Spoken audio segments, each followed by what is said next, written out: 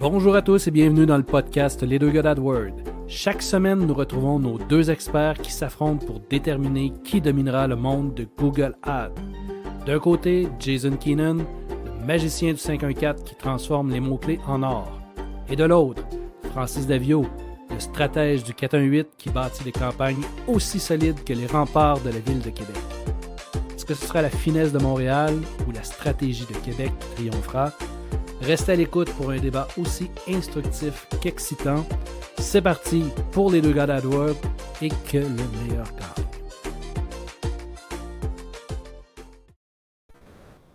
Ah ben! Hey, salut tout le monde! Ah, salut. Jason vient d'apparaître. Salut Jason! Comment ça va mon ami? Ça va super bien toi? Oui, ça va bien, merci beaucoup. Ça me fait plaisir encore une fois de te retrouver. Merci. Avoir une super discussion sur Google Ads. C'est ton honneur d'avoir quelqu'un du 514 ici. Je le vois dans tes yeux. Ben là, tu sais, on est comme white hat, black hat. Ah oui, c'est vrai. Le côté blanc, moi je suis côté noir. Le côté obscur. De toute beauté. Ouais, moi c'est. Je m'identifie bien au côté obscur de Google Ads. Avec ton mur noir en arrière, je veux presque juste une tête qui flotte. Je pourrais quasiment te retourner l'appareil parce que tu es dans le trait blanc aujourd'hui. Tu fit avec ton décor. On est thématique. Oui. Google AdWord, thématique. Yes. Ben, je suis super content encore cette semaine. Là, on va avoir un échange, encore une fois une discussion. On va revisiter un peu des choses qu'on a déjà vues. Mais la grande question qu'on se pose aujourd'hui, est-ce que Google Ads est trop saturé en 2024? Est-ce qu'il y a encore de la place pour des nouveaux annonceurs? Donc, le débat débute. Ben, première question, grosso modo. Selon toi, est-ce que Google Ads, aujourd'hui, c'est trop cher pour les annonceurs? Est-ce que c'est trop cher? Trop cher, non. Cher, oui. Je pense qu'il y a une distinction entre les deux. Je pense que les gens vont dire que c'est... ça dépend, c'est relatif à leur budget, évidemment. Quelqu'un qui s'attend à payer un certain prix puis qui voit que ça coûte le double ou le triple ou plus, ils vont dire que c'est trop cher. Mais il y a façon de jouer avec ça quand même. Il ne faut pas se décourager quand on voit des coûts par clic qui sont très, très, très élevés. Il y a des choses qu'on peut faire pour modifier la façon qu'on cible, le géociblage, tu vois. Il y a plein de choses qu'on peut faire pour essayer de faire baisser le prix un peu. C'est pour ça qu'on est là, parce que le monde, des fois, ils vont commencer avec un nouveau compte Google Ads, ils vont faire un Smart Campaign, ils vont penser que tout va être géré à merveille et à perfection par Google même, puis dans le fond, c'est un outil pour se faire décourager parce qu'ils voient les résultats, puis ça fait comme ouf. Là, nous, on rentre dans le portrait, on vient aider un peu la chose. Fait que pour répondre à ta question, trop cher, ça dépend. Ça dépend de la perspective. Toi? Ben, c'est un peu dans la même ligne que toi. Pour certains clients, c'est trop cher. Ben, pour certaines entreprises, si tellement la marge de profit n'est pas assez élevée par rapport au coût par clic. Fait que je pense qu'il y a quand même une importance à faire une vérification avant de se lancer. C'est quoi la compétition? Puis, tu sais, on sait que c'est un jeu d'enchères, Google Ads. Fait que l'offre et la demande vont entrer en ligne de compte. Il y a encore des niches qui sont pas exploitées. Il y a encore des choses à faire avec Google Ads. Mais c'est certain que dernièrement, surtout dans les 2 dernières années, où est-ce que Google a même avoué avoir créé une espèce d'inflation sur le coût par clic. Effectivement, c'est devenu beaucoup plus cher que c'était. Mm-hmm. Faut s'attendre à payer des clics qui sont plus dispendieux. Et là, comme tu disais tantôt, notre rôle à nous comme gestionnaire de campagne, c'est de s'assurer que on va miser sur des mots-clés qui sont pertinents. On va amener les gens sur une page qui va convertir aussi, parce qu'il y a quelque chose qui se passe après le clic. Et si avant, on avait des clics qui étaient à un prix dérisoire, bien, sur la quantité de trafic qu'on pouvait amener, il y a des conversions, il y en avait quand même. Là, je pense qu'il y a un rôle de On en a déjà parlé, puis on en a parlé avec Charles-Éric. Le UX prend de plus en plus d'importance. L'expérience utilisateur sur le site, est-ce qu'on a nos appels à l'action au bon endroit? Donc, est-ce que c'est trop cher? Si ça ne convertit pas, définitivement, c'est trop cher. Si ça ne répond pas à notre objectif, oui. Mais si ça reste rentable, non. Oui, c'est ça. Je suis pas mal aligné avec ce que tu disais. Oui, c'est la rentabilité qui vient finalement faire le choix pour toi. Tu sais, mettons que tu es un plombier à Montréal, on sait qu'il y a une tonne de plombiers à Montréal qui sont sur Google Ads en espérant attirer des clients et avoir leur service. Mais là, tu rentres comme tu dis, dans les enchères avec la compétition. Les mots-clés tout le monde est sur les mêmes mots-clés. C'est pas tellement possible d'innover puis de trouver des mots-clés qui vont faire sortir plombier parce qu'encore là, tu as le score de qualité qui vient en jeu. Il faut que ça matche, il faut que ça corresponde. Dans un exemple comme ça, la compétition, elle est féroce. Tu es un plombier, tu es contre plein de personnes, d'autres personnes à Montréal. Là, il faut que tu regardes ta rentabilité. Si tu vois que ça coûte 1000 $ pour avoir un contrat, puis en moyenne, tes contrats, ils valent 500, je dis n'importe quoi, ben là, voilà, ça va peut-être venir dire que c'est pas... Google Ads, c'est peut-être pas pour vous autres.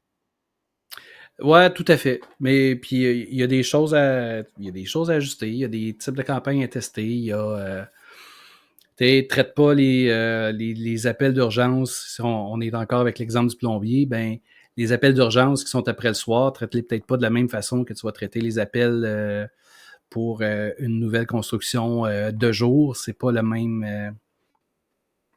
T'as pas le même enjeu, t'as pas le même type de clientèle non plus.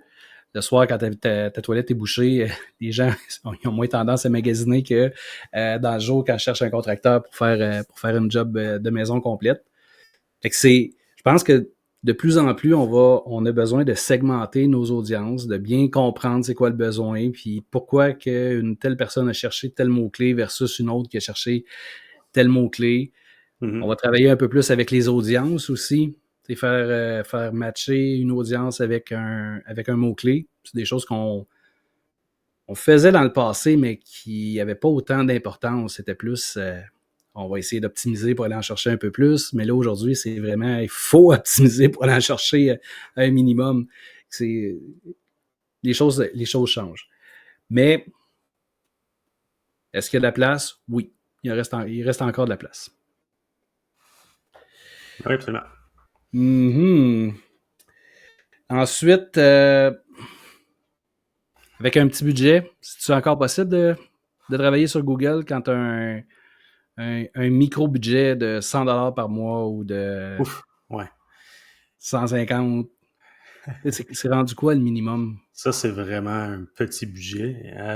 Moi, je pense que oui, il y a de la place à travailler avec des petits budgets. Et j'ai quelque chose qui s'est passé justement dernièrement dans la gestion de certains de mes comptes. J'avais un client on visait des mots-clés vraiment très précis, en correspondance exacte. C'était vraiment exactement ce qu'on voulait. Puis, à travers les mois, on s'est rendu compte que, bon, en moyenne, ça coûtait environ 42 $ le clic. En moyenne. Donc, ça pouvait aller bien plus haut, ça pouvait aller à 100, ça pouvait aller même aussi bas que 8. Wow. Ça dépend vraiment de où est-ce qu'on ciblait et tout ça, la compétition. Puis, on s'était mis un budget genre de 100 $ par jour. On s'est dit, bon, il n'y a pas tant de volume de recherche pour ces mots-clés-là. On va le mettre à 100 $. C'est sûr qu'on va dépenser 3 000 par mois. Là. On était pas mal clair là-dessus. Mais on va aller, vu qu'on sait que le coût par clic était élevé, on va aller chercher un maximum de clics là-dessus. Puis, le but, c'était d'avoir 100% du partage d'impression, puis être dans le top, 100% ou proche du 100%.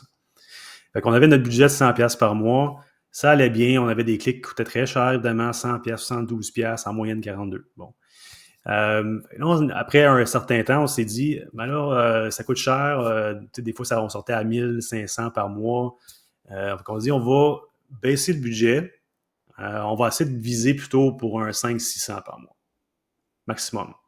Fait qu'on s'est dit, bon, on va diminuer le budget quotidien. On passe de 100 à peut-être genre autour de 20 $ par jour. On sait que le coût moyen est à 42. Qu'est-ce qui va se passer? Est-ce qu'on va avoir des clics? Je veux dire, qu'est-ce qui va se passer avec le partage d'impression? On va-tu diminuer énormément?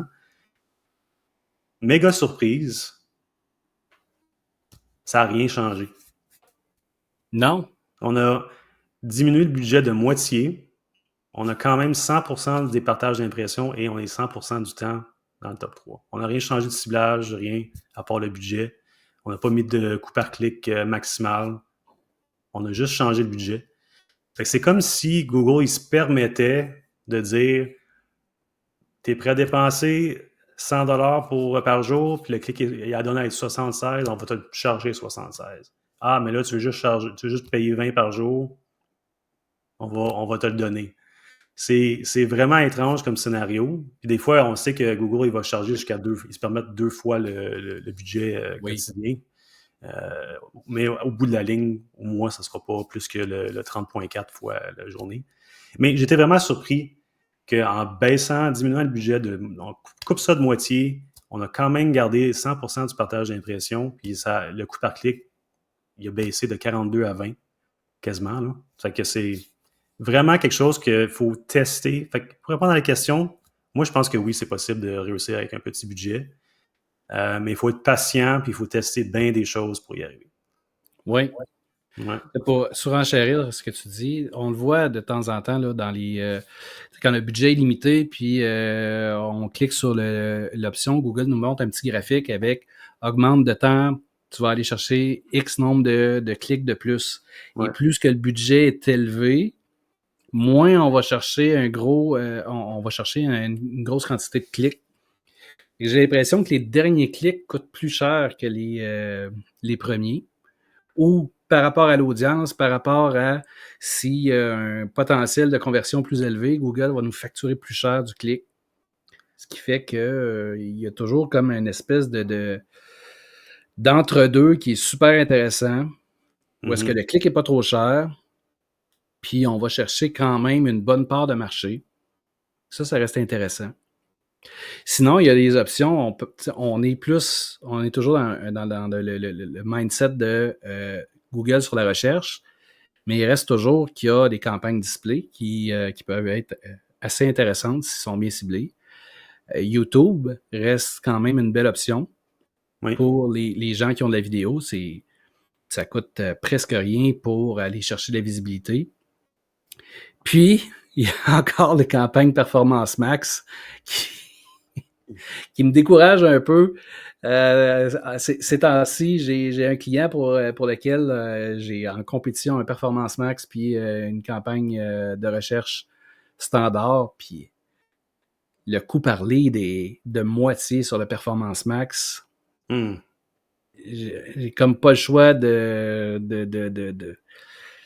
j'ai comme pas le choix de dire que ce type de campagne-là, quand elles sont bien paramétrées, ça fonctionne. Oui, mais c'est tous des réseaux confondus. Hein? Fait que si ça coûte moins cher, si la 90% du trafic a été sur le display, ça va faire baisser ton coût versus si c'était 100% sur search. Oui, mais si je regarde en bout de ligne, le coût par lead, le coût par acquisition pour aller chercher un prospect, ben j'ai plus de prospects avec le Performance Max. OK. Puis ça me coûte moins cher. Jusqu'à maintenant. OK. Donc, bon, peut-être qu'il y a des gens au travers de ça qui connaissent déjà l'entreprise, qui ont cherché le nom de la business. Ça se peut. C'est pas impossible. Mais avec ce client-là, j'étais en début de saison. Puis, on a comme fait une inversion de budget parce que ça roule en parallèle. Le search, la campagne de recherche coûte vraiment cher. On est à 90$ par lead versus 25 pour Performance Max. Puis là, à un moment donné, le client, il regarde les résultats, puis oui, on aime savoir le contrôle, mais en bout de ligne, ce qu'on veut, c'est performer avec un petit budget. Ben oui, c'est ça. Ben, tu as parlé de branding sur la campagne PMax. Tu peux toujours aller le bloquer, là, le nom de la branding, faire un petit test, voir si les résultats vont fluctuer. Faire un test A/B, tu peux créer un test, un experiment qu'ils appellent, pour comparer 2 campagnes pareilles avec différentes exclusions. Bon, on pourrait voir. C'est intéressant, tu m'en reviendras. Oui, effectivement. Puis, ben, aussi, si on y va toujours dans l'optique du petit budget, il y a toujours moyen de réduire la zone géographique, réduire les heures Ouais. pour augmenter le budget. Disons que j'ai vraiment un petit budget, mais si j'enlève 2 journées dans la semaine, je peux augmenter mon budget quotidien sur les journées qui restent. Il y a toujours quelque chose à faire. Mhm. Puis, il y a Sans toujours des compter mots. les mots-clés Oui, aussi, la correspondance.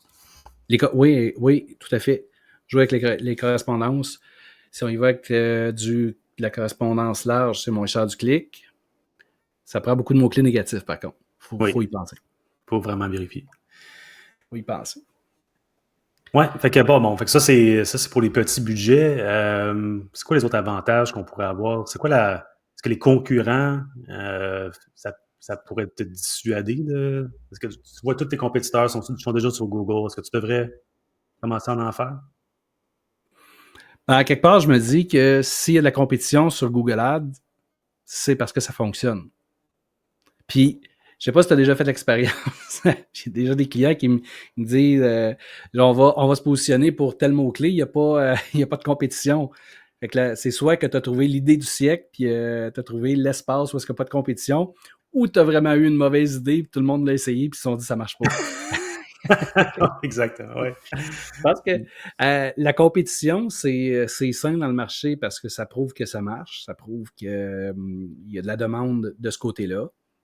Puis la plateforme est faite pour alterner. C'est pas toujours les mêmes. Oui, les gens qui ont le plus gros budget vont être plus présents, mais il y a de la place pour tout le monde. As-tu un point de vue différent là-dessus? Non, je pense qu'il y a de la place pour tout le monde aussi. C'est une belle opportunité aussi de se comparer, voir ce que les autres font, regarder leurs annonces, tu sais, essayer de se positionner un petit peu différent. Puis à travers des annonces, les titres et les descriptions qu'on choisit, de se démarquer encore plus des compétiteurs. Ça, c'est le bout créatif qui est intéressant dans Google Ads. Les gens, des fois, ne le sont pas trop. Puis là, avec l'avenue de AI maintenant qui s'introduit, ils proposent de le faire pour toi. Mais faire attention avec ça. Mais je pense que oui, même si la compétition elle est là, ça vaut pas la peine de se faire dissuader par ça. On essaie quand même, on essaie des choses différentes. C'est votre opportunité de se faire démarquer. Puis vous pouvez potentiellement aussi aller voler un peu de business des compétiteurs si vous ciblez leur Ben nom oui. ou des choses comme ça. T'sais. Fait que ouais, c'est pas une question de se dissuader, il faut le faire. Faut essayer. Oui, tout à fait. Puis on n'a pas besoin de viser nécessairement la première place. Il y a les gens magasinent, hein? Vont cliquer sur le premier, deuxième, troisième. Donc, compétition, en bout de ligne, l'annonce, il y a de la place pour les annonces. C'est le site web qui va sûrement faire la différence Oui. entre je fais affaire avec quelqu'un. Fait que l'importance, encore une fois, qu'on va ramener ça, l'expérience utilisateur. Est-ce que le site web donne confiance? Est-ce que par rapport à ton compétiteur, est-ce que c'est bien expliqué? Est-ce que toute l'information est là? Est-ce que c'est facile de trouver le numéro de téléphone? On voit encore des sites web où est-ce qu'il n'y a pas de numéro de téléphone, puis Ouais. c'est quasiment impossible de contacter l'entreprise. Encore en 2024. Mais ouais, je suis juste en plein ça. S'il y a de la compétition, c'est parce qu'il y a du marché. Oui, Sinon, exactement. l'idée du siècle est difficile à trouver. Oui. Puis, ben, tu sais, pour enchérir, Google, c'est quand même 91% des recherches qui sont faites sur le moteur de recherche, c'est sur Google. On se prive du plus gros moteur de recherche présentement. Peut-être que ça va changer dans le temps, mais c'est tellement ancré dans nos habitudes d'aller sur Google quand on a un problème, quand on cherche une solution, quand on cherche un service. Je pense que ça va rester. Mhm. C'est C'est sûr que ça devenu va un verbe, là. C'est sûr que ça va rester, mais ça va changer, ça évolue. Je pense que la façon que les résultats de recherche vont apparaître, ça va changer avec le temps. On voit des outils Oui. comme, j'en parlais aujourd'hui, ça s'appelle Perplexity AI, où est-ce que tu fais des recherches, puis la façon, au lieu de montrer des sites Internet avec tous des liens où est-ce que tu peux aller cliquer puis trouver l'information, ben ça va venir regrouper toute l'information de différents sites web, mais ça te donne quand même les sources où est-ce que tu peux aller cliquer dessus. Moi, je pense que ça va commencer à ressembler comme ça dans le futur, où est-ce que les gens vont de moins en moins sur des sites Internet. Les sites Internet, ça va être comme genre juste une banque de données. Puis, je peux m'imaginer aussi qu'à travers d'une réponse donnée par le AI, le IA, ça va aussi avoir peut-être des liens pour la pub, des suggestions à côté. Fait que ça, ce côté-là, ça va rester un peu pareil parce qu'ils n'ont pas le choix. Ils ne veulent pas perdre le revenu qu'ils ont. Il faut que ça continue à fonctionner, Google Ads. Oui, tout à fait. Mais ouais, comme tu penses, ça va changer un peu de la façon qu'on recherche. Puis, ça reste que quand même, ça va quand même rester efficace, je pense. Ça va quand même toujours avoir une présence avec des annonces puis des options alternatives. T'sais. J'ai aussi cette impression-là. Il y a des. Puis c'est pas tout le monde qui adopte l'intelligence artificielle non plus. Ça s'en vient, puis l'intelligence artificielle va s'implanter dans les moteurs de recherche, selon moi. Un peu comme ce que Bing a fait. Mm-hmm. Ça va finir par arriver avec. Je pense qu'on est pénalisé au Canada présentement, mais en Europe, aux États-Unis, ça commence déjà à arriver. La nouvelle formule avec l'intelligence artificielle Gemini qui est intégrée directement dans le moteur de recherche. Ça s'en vient. Mais en même temps, Google Ads, la publicité, c'est le pain et le beurre de Google. Je pense pas qu'il va, il va trouver une façon. Il va trouver une façon de garder la publicité. Puis peut-être, comme tu dis, que les gens n'auront plus besoin d'aller sur le site Internet, mais pour contacter les entreprises, il va y avoir quelque chose à faire encore. Mm-hmm. Clairement. Ouais. Donc, pour conclusion, est-ce que c'est un marché qui est saturé? Je dirais que il y a de plus en plus de gens, mais c'est pas un marché qui est saturé. Pour moi, il y a encore de l'espace. Il y a encore... ça va nous prendre peut-être plus de stratégie, peut-être plus de maîtrise de l'outil, ou du moins de ce qu'on veut faire. Mais pour moi, il y a encore de la place. C'est pas encore saturé. C'est pas la fin. Non, vraiment, vraiment pas. On est loin de là. Oui. Ouais. Ben d'accord. Puis, encore une fois, plus que Google essaie de simplifier son outil, Google Ads, on dirait plus qu'il complexifie. Il veut simplifier, mais c'est de pire en pire. Ça prend encore des gens qui maîtrisent la plateforme. Puis je pense pas qu'on est rendu encore à ce que Google rêve de donne-moi ta carte de crédit, je vais m'organiser pour augmenter ton chiffre d'affaires. On est encore loin de là, par contre. Ça, je suis pas mal convaincu. Oui, au moins quelques années. Quelques mois. Clairement. Clairement. Cool. Ben super. C'est une belle discussion encore une fois. Puis j'apprécie toujours le point de vue de Montréal, même si je l'écoute pas. Ouais, t'entends, mais tu suis pas les conseils. Je vois que tes lèvres bougent, mais je suis pas sûr que j'entends. Eh boy. En tout cas, merci. Merci Jason. Merci tout le monde d'avoir écouté. Puis écoute, on se reparle la semaine prochaine sur un autre sujet où est-ce que Québec va dominer. Ouais. On s'en parle.